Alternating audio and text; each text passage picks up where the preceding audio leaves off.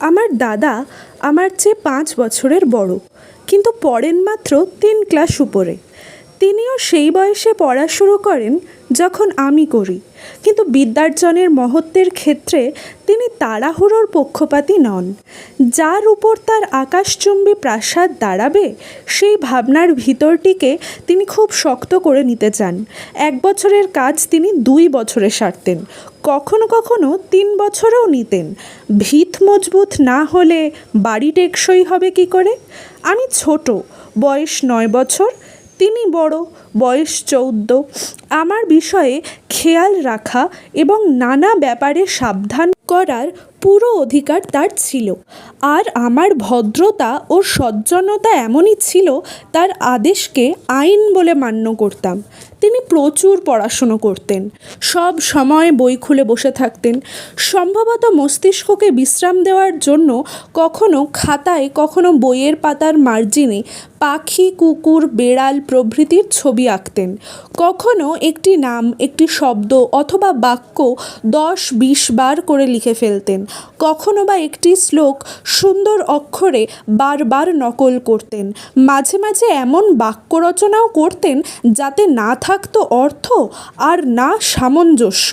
উদাহরণস্বরূপ, একবার তার খাতায় লেখা পেলাম, শাসাল, আমিনা, ভাই ভাই, দরসল, রাধেশ্যাম, শ্রীযুক্ত রাধেশ্যাম ১ ঘণ্টা ধরে। তারপর একজন মানুষের ছবি আঁকা। আমি অনেক চেষ্টা করেছি এই ধাঁধার রহস্য ভেদ করার, কিন্তু পারিনি। আর তাকে জিজ্ঞেস করতে সাহসে কুলোয়নি। তিনি ৯ম শ্রেণীর ছাত্র আর আমি মাত্র ৫মের। তার লেখার অর্থোদ্ধার আমার পক্ষে ছোট মুখে বড় কথার সামিল।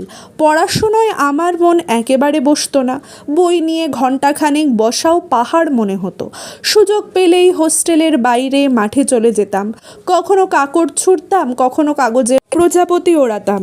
কোনো বন্ধু পেয়ে গেলে তো কথাই নেই। কখনো পাঁচিলে চেপে লাফাচ্ছি, কখনো গেটের শোয়ার হয়ে সামনে পিছনে মোটর হাঁকিয়ে কানের আনন্দ লাভ করছি। কিন্তু কামরায় ঢুকে দাদার সেই রুদ্ররূপ দেখে প্রাণ শুকিয়ে যেত। তার প্রথম প্রশ্নই হতো, কোথায় ছিলে? সর্বদা এই প্রশ্নটি এই ধ্বনিতে উচ্চারিত হতো, আর তার জবাব হতো আমার মৌনতা। জানি না কেন আমার মুখ থেকে একটুকুও বেরোতো না।